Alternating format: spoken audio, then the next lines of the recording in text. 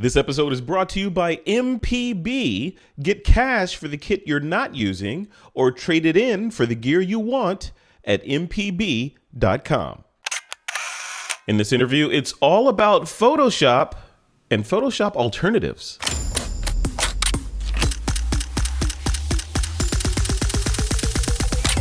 This is TWiP. Hey folks, welcome back to another episode of This Week in Photo. I'm your host, Frederick Van Johnson. Today on the show, I have my friend, none other than Mr. Aaron Nace here. Aaron Nace is from a little tiny company called PHLEARN, Photoshop Learning. It's a concatenation of those two terms.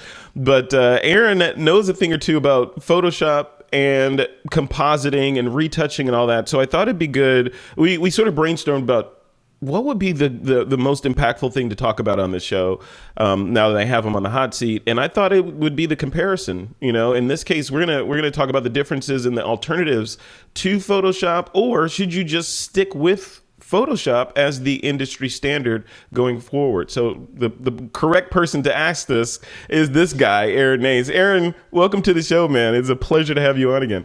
Thanks so much, Frederick. So good to be here, man. Yeah, I'm excited about our little demo today and talking about the state of the industry, because a lot has changed over the last couple of years. We've got a lot of new exciting options out there. And I think for the first time in history, we have real competitors to Photoshop, things that, you know, I would say a professional could use in their workflow. And depending on what your price point is, I think these could be, real options for a lot of listeners. Yeah, I agree, and that's the exciting piece of it. From my standpoint, it's exciting and intimidating because you want to jump into this stuff and sort of pick a horse and ride it, right? Because when I watch your tutorials, which are fantastic, by the way, I watch your tutorials and you've got the hotkeys down and it's you're playing music and chords and when you're editing a photo, it's not like, okay, file this, let me do this. You're playing the photo, you're playing the image. To build up that hotkey muscle memory, you got to pick an app and stick with it, right?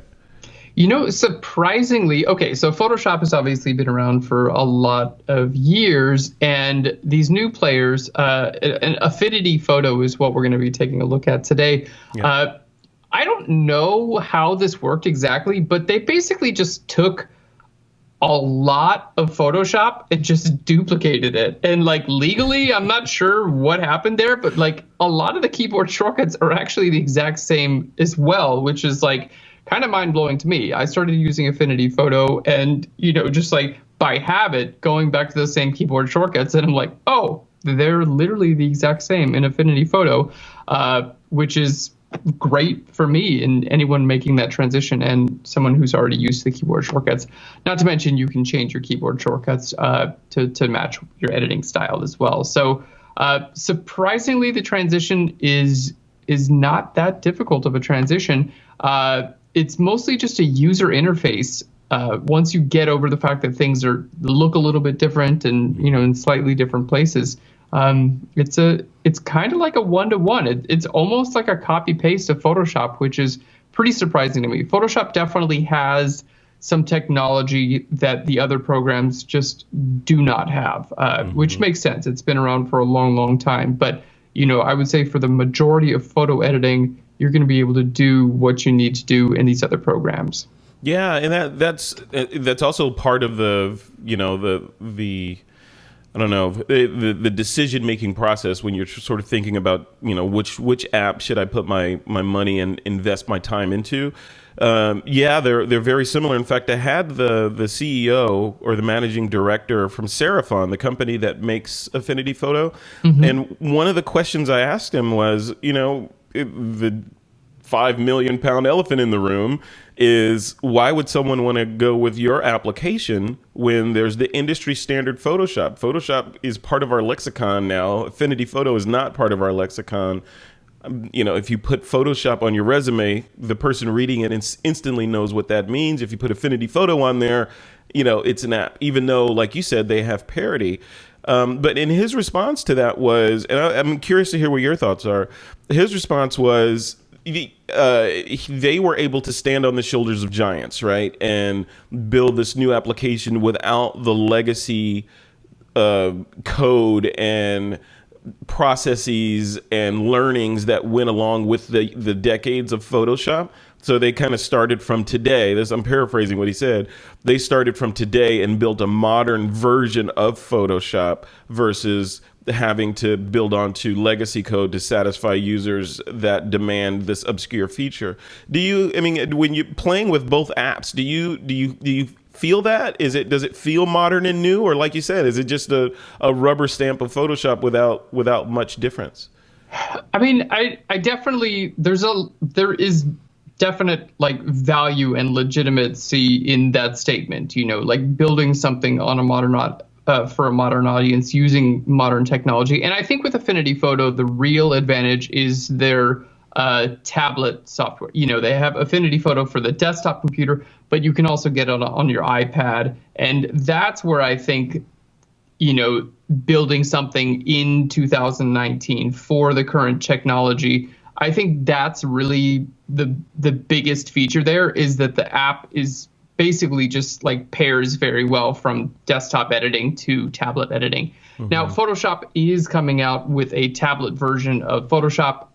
I've had the opportunity to work with the beta version as of us talking right now. It's not a public release, and it is very good. But I think Affinity Photo being able to develop both their desktop and their tablet application at the same time, there's a definite benefit from doing that. Affinity Photo, in my opinion, I mean, the features are there, and it is done in a good, the program, as far as I've used it, I haven't experienced major bugs or crashes or things that just don't work. I think the user interface is pretty solid.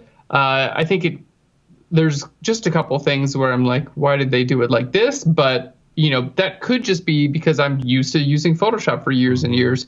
And I think a person new to Photoshop or new to Affinity Photo would basically have the same learning curve to get into either one of the programs. Yeah, and that's interesting. But if you take the learning curve piece out of it, or that variable out of it, one of the other big variables, of course, is pricing. Yes. Right. So with Photoshop, you're committing to the Creative Cloud. One of the 10 poles that Affinity stands on, or Serif stands on, is, it's like the old days. You give us some money, we give you the bits. And if we update it, we update fractions, you get those for free. If we update whole numbers, then, there's a fee probably discounted from what new purchasers would have to pay. From obviously you're the expert in this, but putting on your newbie hat and starving artist hat, right? For the people that want to get from where they are now to where Aaron Nace is, I think that's the question. It's expensive, no matter how you define it, right? It's more expensive to use Photoshop than it is to use some of the competitors out there, Infinity included. Should the starving artist start, especially considering the parity that you mentioned, should the starving artist start with Affinity, since it's about the same, get going, and then with an eye towards later, when I can afford it and I'm more successful, I should transition into Photoshop? Or should they just suck it up and start with Photoshop now, because that's what they're going to be using? Or, the third leg in that tripod is, will Affinity someday surpass Photoshop as the de facto compositing, retouching standard application? What do you think? So I would say it depends on what you're interested in. For instance, if you plan on doing video editing and maybe some vector-based work, other programs within Adobe's Creative Cloud, like Adobe Premiere, which is used for video editing, Illustrator for vectors. If you do plan on working with these other types of applications, then it could be a good idea to go ahead and invest in the Adobe system, because those apps do play really well together. If you plan on mostly just doing photo editing, I would say that Affinity Photo is a really good option out there. It's it's a full build. This is not like a light version of a photo editing application. It's very feature rich.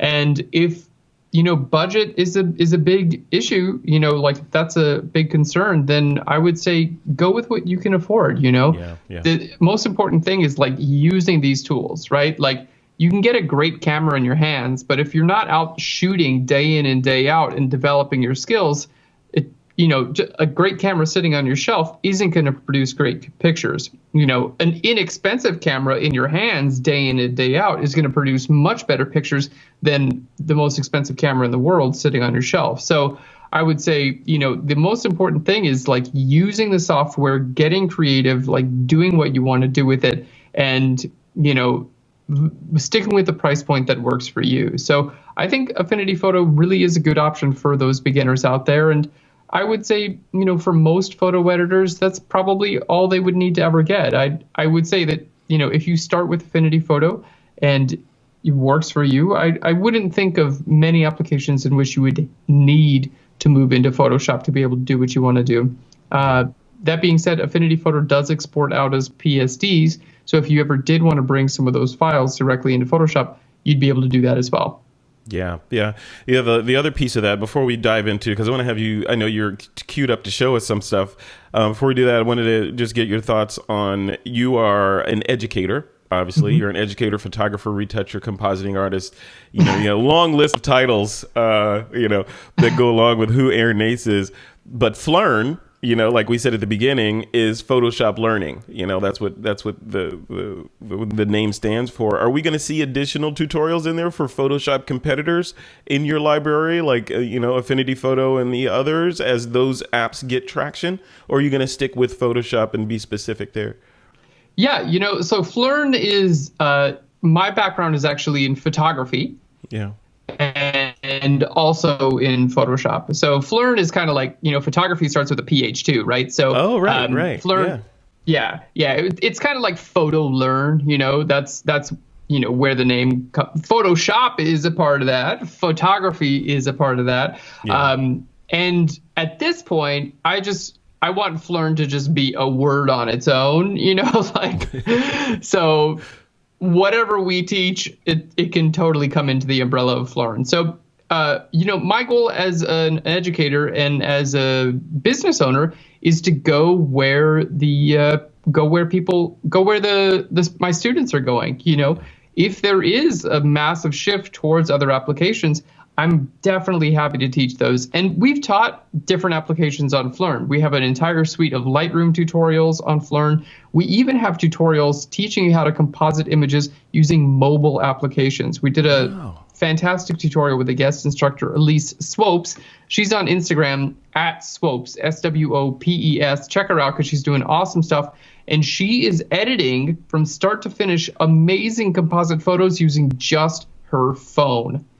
So we had her in the studio, and she produced with us a full-length tutorial on compositing using iPhone apps. So we are most definitely interested in moving with the future. Like wherever the artist is going, we're going to be there to provide education for them. That is fantastic. See, I was hoping you'd say that because I need to see your take on stuff. You have a way of teaching that makes things feel accessible and doable, versus complex and unknowable. So I need those skills applied to everything. So, well, cool. You want to dive in? I know you're queued up to show these applications. I'd love to see what you have planned for us today. Let's do it. So we're going to start off in Photoshop, and we're basically going to remove some objects in Photoshop, and then we're going to do the same thing in Affinity Photo, so you can get an idea of how these different programs work. And this is it's a very common scenario where you've got, some distractions in your image and we want to get rid of them. So we're going to start off here in Photoshop. So let's go ahead and grab Photoshop. We've got a ballet dancer, a beautiful photograph here. This is from a stock image website called Unsplash. And I want to start about removing these light poles in the background. You can see we've got a few light poles here in the background, and I've got this one here up at the very top right as well. So what we're going to do in Photoshop, we're going to start by creating a new layer. Okay, there we go, down here on the bottom right. And we're going to go to the Spot Healing Brush tool.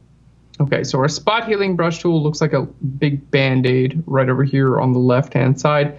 And we want to make sure that our type is set to content aware. What that's going to do is it's going to search out for similar areas in our image and fill it in with that content. And we want to make sure at the top we click on sample all layers. That allows me to do this on a new layer. So with this tool, it's actually incredibly easy to remove objects. Basically, I just have to paint over the objects that I want to remove, and Photoshop is going to look for similar areas in the image and fill it in with that content. Now, it doesn't always do a perfect job because it is one of these automatic type tools, but you can always just paint over it again. Now, we're going to go over like easy use cases for this tool, okay? Yeah. Stuff when the background is relatively simple. And then here, when we get closer to our subject, we're going to possibly use a couple different tools, depending on how this does. So you can see there very quickly and easily, let's just remove some stuff in the parking lot here too. Very quickly and easily, I'm able to remove these background poles. Now, granted, they're on a relatively simple background, and the tool can do a good job in these simple situations. Let's see how it does here when we get closer to the ballet dancer's leg. I'm going to try to remove that pole. It did reconstruct her leg, but it didn't do a perfect job there. Okay, not a perfect job. Obviously, we've got a little bit of a weird looking leg there. And that's just, I mean, it did preserve the line. That's fantastic, but it doesn't know, hey, this is a leg and it should look like this. So what we're going to do in this case is I'm going to create a new layer. We're going to hit S for the clone stamp tool. Now, the clone stamp tool will just make a direct copy of wherever you sample. And the benefits of the clone stamp tool is that it doesn't try to blend anything. There's no automatic software going on. It's just a direct copy. You have to paint in and sample a little bit. Like, there's a little bit more manual work that goes into using the clone stamp. But with that manual work comes a little bit more control. So, when we get to these tight areas, there we go. It makes a lot of sense to use the clone stamp tool. And you can see I clone stamped away from the leg and the ballet dress there. And then this area, which is, again, pretty easy because it's not surrounded by anything important, I'll just go back in with that spot healing brush tool, paint it over, and remove that. You make that look so easy, Aaron. No, I know you're using a Wacom tablet there, right? Yeah, I am using a pressure-sensitive tablet, and keep in mind that I love Photoshop, and I've spent many years with this program. So, but with a little bit of practice, anyone could do this. I do believe that. So let's go ahead and use the clone stamp tool. She's got a necklace that kind of is, coming up near her face there. It's a little bit distracting there too. So let's go ahead and clone stamp that out. Okay, J for our spot healing brush tool. Anything that's on a relatively simple background and not in direct competition with any other objects, the spot healing brush tool is the way to go. Wow. And you're doing that on a separate layer. So I see you're on layer 2 there. So those, the clone, the pixels that you're adding in are being added onto layer 2 and sampling from the background layer, correct? Exactly. So check this out. I can turn this off and on at any time. Nice. Even when I save this out. So I'll save this out as a PSD. And, if you want to get back to the original photo straight out of camera, you just turn those layers off. This is what we've got straight out of camera. Turn it back on, and here's our image with all those distractions removed. Wow. So and that's that. If the client says, you know what, those light poles in the background are really important to us. Can you put those back in? Yeah, you just put that layer back on and say, okay, light poles are back in, not a problem. Or say, yeah, it's going to take me a couple hours to put those back in. I'll have to bill you for that. That's your business mind work. And yeah, exactly. Definitely. I can do anything you want. Just let me send you my estimate first, and you decide if you want me to go for it. Exactly. It's interesting that you said, because the healing brush versus the clone stamp tool, I think a lot of people, myself included, just sort of default to the clone stamp tool because I don't know, because it it showed up before the healing brush, right? It came first, exactly. Yeah, so once you understand how to work a hammer, everything becomes a nail. So so is, from your standpoint, being the Photoshop expert, is the healing brush tool an evolution of Clone Stamp, like just a smart version of the Clone Stamp tool, or is it just something completely different? It is an evolution. It's a fantastic tool, and I would say the uses for the spot healing brush tool, because it has content aware technology built into it. Anytime you want to remove something that's on a relatively simple background, the spot healing brush tool is the way to go. If you have some little bit more of a complex background, or you have like defined edges, for instance, we showed this earlier, this light pole that I wanted to remove, right? It's on a relatively simple background. It's just mostly like dark looking trees, right? Yeah. So this is a perfect opportunity for the spot healing brush tool, because Photoshop can say, oh, there's dark trees right there in the background. I'll just sample some other dark trees from around the image and put them right there to cover this up. Well, why wouldn't you make a selection around there and just say content aware fill? Or is that just two ways to get, of getting to the same destination? You could most definitely use content aware fill. I find that the spot healing brush tool works a little bit better than content aware fill. Also, I find it's much easier to just go over an area, because sometimes, keep in mind, these tools are automatic. They try to figure everything out for you. And sometimes they do a great job, but sometimes they miss. And, if there's a little bit of a miss with the spot healing brush tool, you just paint over that area again, and there's a good chance it's going to do a better job. So content aware fill, let's just create a new layer here. We're going to just create a lasso selection. Notice I have my layers off where I removed objects. Mm-hmm. There we go. So let's go ahead and make a selection around this light post. I'm going to hit Shift Delete, which is my keyboard shortcut for the fill dialog.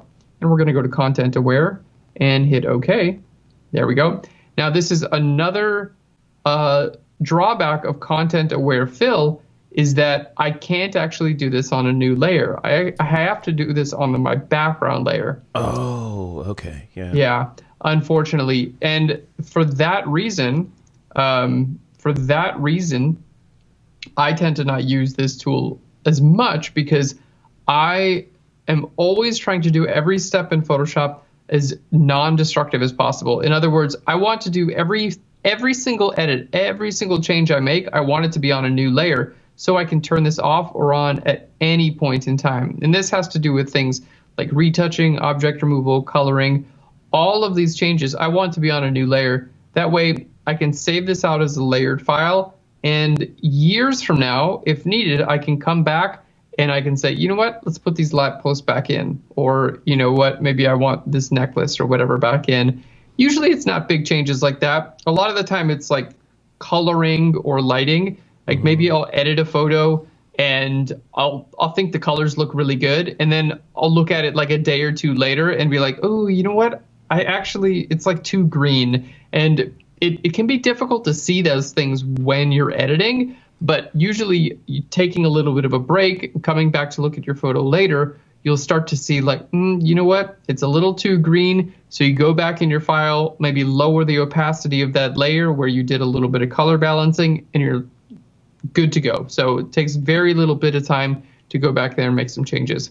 Yeah. Also, if you're in the learning phases where you're just like trying things out and learning how you do things, it's very helpful to save out layered files, because sometimes you kind of forget what you did. Like, oh, I really like the lighting effect, or I really like the coloring I did on this image, but I have no idea what I did. Like, I just don't remember. So you can go back into your layered files, take a look at the layer that affected the color or affected the light. For instance, let's go ahead. I'm going to make a levels adjustment here. We'll just grab a levels adjustment layer. I'm going to go to my blue channel, and I'm going to pull some blues into the shadows. Just a very little bit. Can you see that? Like a tiny bit of blues into the shadows and a little bit of warm colors into my highlight. Give us a little bit of a duotone there. So let's turn this off and on. It's a very subtle effect. Yeah. Little bit of a coloring effect. And you might like that sort of thing, but maybe you forgot how to do it. So saving a layered file is very beneficial because you can actually go back and pull this in. Not only that, you could actually pull this exact same levels adjustment layer from one image to another. So if you had a series of photos, you could have them all colored in the exact same way. And that's a mask as well, right? So you could just paint that correction into certain areas of the image if you wanted to, correct? Definitely, yeah. You've got a layer mask built into any adjustment layer in Photoshop. So if you wanted only certain areas of the photo to be brighter or darker, let's say I'm going to do one more here. We're just going to do a color balance adjustment layer, okay? I'm going to pop a little bit more red and a little bit more yellow into this, okay? So we've got this color balance adjustment layer here. Mm-hmm. But we'll say maybe I don't want that to be visible everywhere. I'm going to invert the layer mask to make it invisible. And then I'm going to use my gradient tool. We're just going to use a radial gradient and a foreground to transparent color. So what I'm going to do is click and drag outward in this direction here. And my layer mask now looks like this. So this effect that I made, that warming effect, is not visible in these darker areas, but it is visible in the lighter areas. So I just drug out, there we go, I'll do it again. Just drug out a gradient going from white to transparent. And now I've got this warming effect. We can see it here. Wow. Kept it nice and simple, but we have a nice warming effect here. And then I could even go back into this adjustment layer and I'll say, you know what, give me even more red. Let's make it even more yellow for more of a bold statement on color there. So I can turn that off and on at any time. I can go back in here. I can change the properties. I could add green to it or, whatever I wanted there as well. And this is, I can save this document out, come back in here, and I could turn both of these off and say, you know what, I like the original coloring. Or, you know what, maybe I like this warm, but I'm not too hot about this blue that I added. So you can make any of these changes at any time or get back to your original photograph. I love that. And that's part of, that's a lot of the power there, right? Because the power of adjustment layers, the power of masking those adjustment layers, and the power to sort of rewind back in time and experiment and do different variations without affecting the underlying image. I think that's huge. Based on, I don't know if you remember back in Photoshop 2, that was before layers were introduced, right? And it was okay, let me save a different version with a different name. Yeah. Layers are a fantastic way to keep your options open. I very rarely will undo steps in Photoshop. What I do instead is every time I'm going to create something new, I just create a new layer. That way I can just turn that layer off and on at any point in time. Love it. Okay, so here's the $1 million question now. So can you replicate what you were doing here on this image in Photoshop in Affinity Photo? Do we have adjustment layers with layer masks and all that magic? Or do I have to give those up and figure out an entirely new workflow? All right, well, let's see. We're going to switch to Affinity Photo right now. Okay, so here we are in Affinity Photo, and we have a lot of the same tools. So obviously, the layout looks a little bit different, but we're going to just start off on the same. We're going to start off with the same set of steps. So we're going to go to our Layers panel right here, and you can see we have our background. I've got opacity in here. I've got blending modes. We've got a lot of the same tools. Let's go ahead and create a new layer here. So this is a new pixel layer. And then I want to go ahead and find a brush tool. So I'm going to go to my healing brush tool. Okay, we've got our healing brush, patch tool, the blemish removal tool. We're just going to go right to our healing brush tool and see how this does. So a lot of our keyboard shortcuts are actually the same, which is fantastic. So if I hold down the space bar, there we go. It's actually going to tell me some keyboard shortcuts down here on the bottom, which I really do like. So holding down this space bar, it tells me drag to pan the view, and then hold command to enter the zoom mode. And when I'm holding command, it's going to tell me what to do down here. So I do like this information bar. So I'm going to just hold down space bar and then command, and we're going to zoom in. Now I have found things like the zoom engine is not as smooth as it is in Photoshop. You can see it's just a little bit more jerky. It tends to snap. There we go. That snapping could be something that we turn off and on. I haven't dug deep into the preferences to know that, but the zoom is just a little bit more clunky. Not bad, but just a little bit. We're going to hold Alt or Option to sample an area, and we're going to start painting. Again, I want to make sure here at the top I choose current layer and below. So that's going to be important. It's going to sample my current layer and everything under that as well. Okay, so let's go ahead and sample, and we're just going to start painting in. And you can see as I paint in, we get a little preview of wherever I paint. There we go. Let's go right down here as well. So I'm using the regular healing brush tool here as opposed to the spot healing brush tool. All right, let's just hit undo, Control or Command Z to undo that. We're going to sample here and remove this person as well. Okay, that person's gone there. So you can see these tools are working very similarly. Did a pretty good job up until here. Again, just like in Photoshop, I don't want to go all the way because look at this. It's going to give us an undesirable result. So yeah, let's go ahead and hit undo there. We're going to continue by getting rid of these light posts. And Aaron, while you're doing that, are you noticing any noticeable responsiveness differences? Like, is Photoshop more fluid or faster than Affinity? You know, there's just some different user interface things. Like I'm getting a little bit of like a interesting preview as I paint in. Yeah. This area here seems to, there we go. Now it's working a little bit better. I think the tool actually works just as fast. You know, I'm on a pretty beefy computer here, so I would be surprised if there's much of a difference here. But yeah, I would say the program itself seems pretty well developed.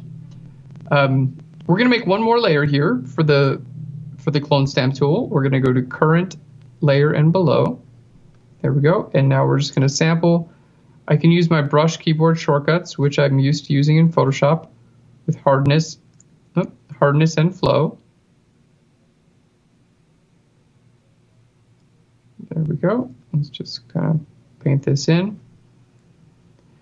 And for our viewers and for our listeners, this is I downloaded the trial of Affinity Photo yesterday. So oh wow. Yeah. So this see, okay, that says a lot, right? This is basically kind of the first time I've used this program. Like, well, I did a trial run before I got on air with you because I didn't want to look like I didn't know what I was doing, obviously. But, we're not talking about a huge transition time here. This is something where the tools, I mean, there's pretty much a direct transfer of the tools. Even the keyboard shortcuts are relatively the same, which is just a fantastic adaptation.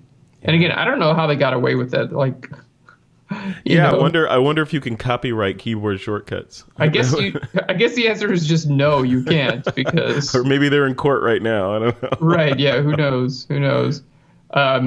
But as we can see, the tools perform relatively similarly. I don't have any issues moving from one tool to another. So I was able, here we're looking at the same exact changes. Let's just turn these off and on using, we've got checkboxes instead of eyeballs here, so some user interface differences here, but I was able to use the healing brush tool to remove these objects here and the clone stamp to remove those objects there. And, we're at basically the same place we were in Photoshop. So let's go ahead and take a look at our adjustment layers. We have adjustments right here. I'm going to go ahead and click on levels. There we go. Now we've got some preset options here, which is interesting. I can change my color channel. So we're going to go to our blue channel. Okay. Change my black level. We're just going to pull this up. Okay. I actually want to go to my output black level. So you can see adjusting my blue channel here, adjusting my output channel here. And we've got a very similar result here. So let's go to our layers, and we can see we have a levels adjustment, which is fantastic. So this level adjustment we can turn off and on, just like we can in Photoshop. And let me go ahead and add a mask to this. There we go. Let's right click here. All right, here's our mask. So maybe I just start painting with my brush tool. All right, so we're going to hit B for the brush tool. There we are. And we're going to choose our color. So it's a little bit, just a little bit of like a user interface change. There we go. It's just like getting to know the app, right? Once you've done something once and figured it out, then it's kind of in your tool belt at that point, right? Exactly. So let's go ahead and bring my color swatches out there. Here we go. And I'm going to paint black on here. So it is masking this out. I just need to continue to paint black to hide this. Let's go ahead and bring our opacity and flow up. And here we can see our layer mask here. All right. And looks like I'm painting white. So if I paint black on my mask, there we go. It's going to mask this effect out. Oops, I'm painting on the wrong layer. So you can see I've got a little bit of like a user interface, little bit of a delay. You can see it easier here in the sky. So I'm just painting black on my layer mask, which is hiding this effect. Yeah. Okay, and I swap my color to white, and you can bring it back. You can bring it back. And again, I downloaded this program, yesterday, and I actually haven't used adjustment layers yet. So you just watched me figure it out for the first time, So, just to show that like the change from one program to another is it's relatively straightforward. I mean, they said, they stood on the shoulders of giants, and the majority of the program looks and feels and works very similar to Photoshop. We've got our tools here on the left-hand side. The tool options are located in this bar along the top. We've got our histograms, swatches, brushes, all of our main menus here, adjustments, layers, effects, and styles. All of these are located here. And then we have our navigator window. We can transform. We have our history and our channels here. So we're not really missing much. Let's go back to our adjustments. We're going to go to a color balance here. There we go. And we'll just see, there we go. Here's color balance. And here we're just going to pull a little bit towards red and a little bit towards yellow. And then back in our layers, we're going to invert our layer mask. So Control or Command I. I'm going to go to my gradient tool. So this is just going to take me like 2 seconds to find it, basically. I'm going to hit G for my gradient tool. And look at that. It's the same exact keyboard shortcut. Look at that. So G for the gradient tool, same keyboard shortcut. Fantastic. So there we go. Let's go to an elliptical gradient there. Okay. There we go. Our gradient is going to be our foreground color. All right. So gradient fill. All right. Just going to take me a slight second or two to figure out, how to use this tool. This is educational, seeing someone who's a Photoshop expert that's just now basically experiencing Affinity. How do you get around in there? And it looks relatively intuitive. It's pretty dang good. I gotta say, I'm surprised. And it's, again, you're watching me do this for literally the first time. Yeah. If this was, something where, you had this tool and kind of played around with it for a little while, I have no doubt that you'd be able to do exactly what you needed to do. And you know what's interesting? There's a couple of things I want to throw at you while you're doing that. So the file format between the Serif applications, because they've got Affinity Designer and I think Publisher, I'm not sure, but they've got a couple of other applications. And according to the managing director, they all share a common file format, even across mobile. So, if you started working on this file and it had all these layers and adjustment layers, etc., apparently you can open this exact same file on your your iPad and continue with with feature parity as well as all your layers intact, and then move it over into a desktop computer with Affinity Designer on it and continue working there, adding text and all that stuff, and basically eliminating the need to round trip and send files back and forth that way because it's a common file format. Did you know about that, and what do you think about that? I think it's brilliant, and again, that's where I think the real benefits come. Because they were able to build the mobile applications at the same time as the desktop applications. Of course, it makes sense to use the exact same file format. Photoshop's doing the same thing. You can open PSDs on their mobile application too. So, the mobile application for Photoshop just isn't out yet, but it will be soon, and you'll be able to open PSDs there. But I think that they did a lot of things that make sense. And, here when we're using the gradient tool, for instance, and again, this is my first time using the gradient tool, but I actually really like that after you create the gradient, you can go in and change this gradient after making it. I'm even able to change it from a linear gradient to an elliptical gradient, and I'm able to change the ellipse in this gradient in real time, which is something that actually Photoshop cannot do. Oh, so, interesting. Yeah, let's go ahead back to here and check out my gradient. Well, I guess you got to kind of make it, but there we go. I can change the, there we go. I can change the gradient itself, change the colors on the gradient, go from black to white, as well as change the type of gradient here in real time and continue to make adjustments to it, which I think is actually a fantastic adaptation. That is fantastic. And that, it's interesting. That's an example of, the like they said, standing on the shoulders of giants and being able to, okay, well, maybe what if we did this feature like this, listening. I know Adobe's famous for listening to users and, but they're giant, right? And the user base, you're never going to make everyone happy, Right. So. So Affinity, they had a little bit of a leg up. They started out like, of course, we're going to have a gradient tool in this. How can we make this a little bit cooler? Oh, let's allow people to edit the gradient after they make it. You know what I mean?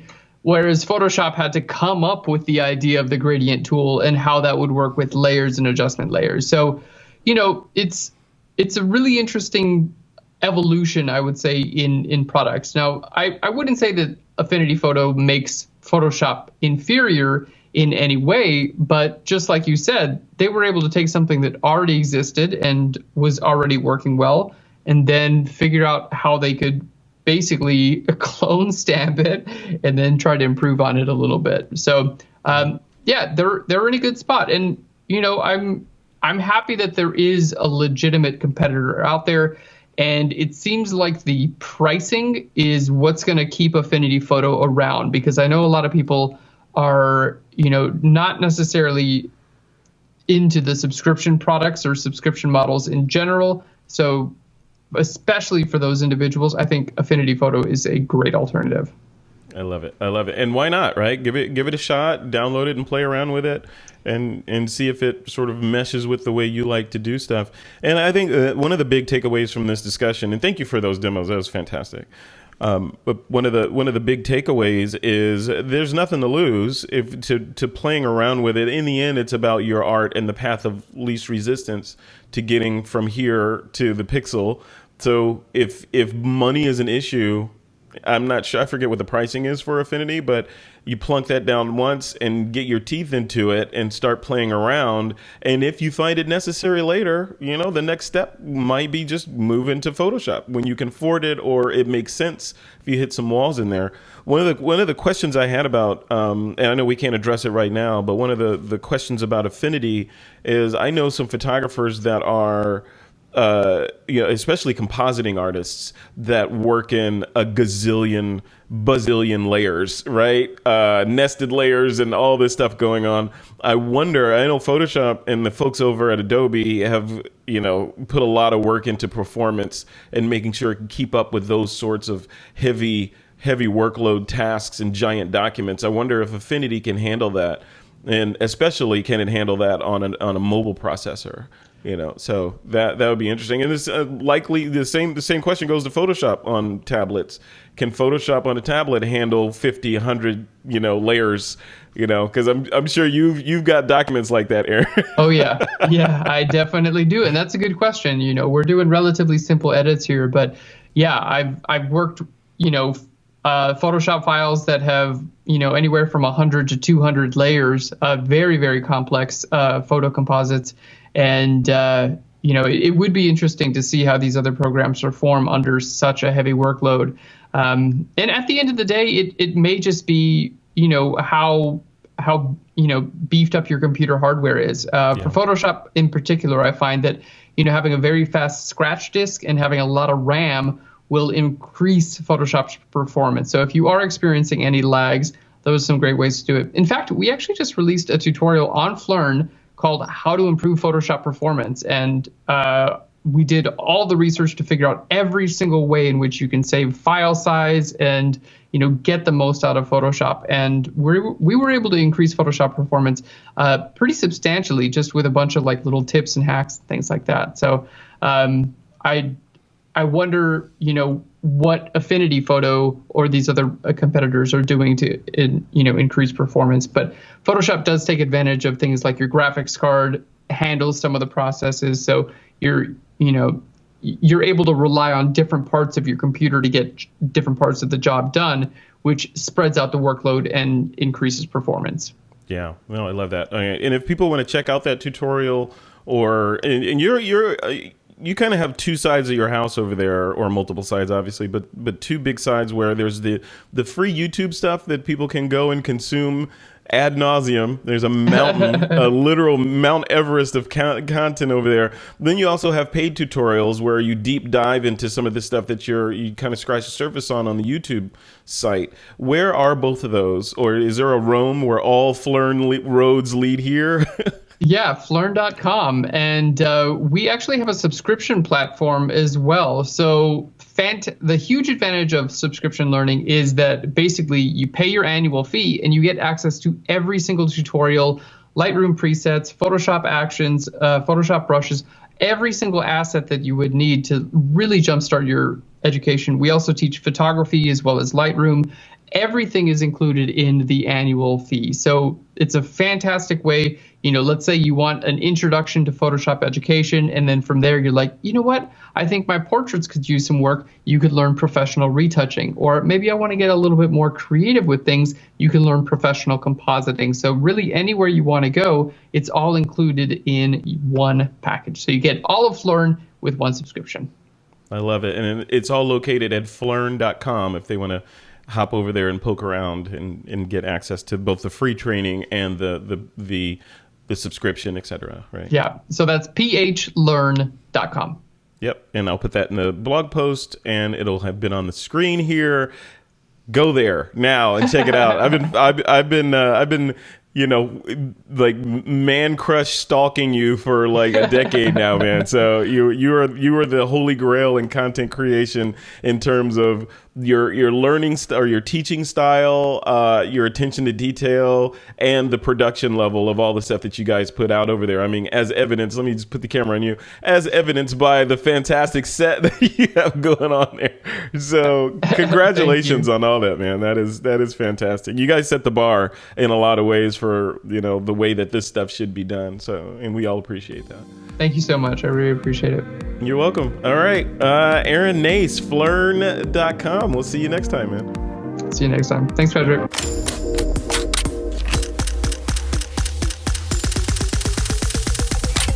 This is TWiP.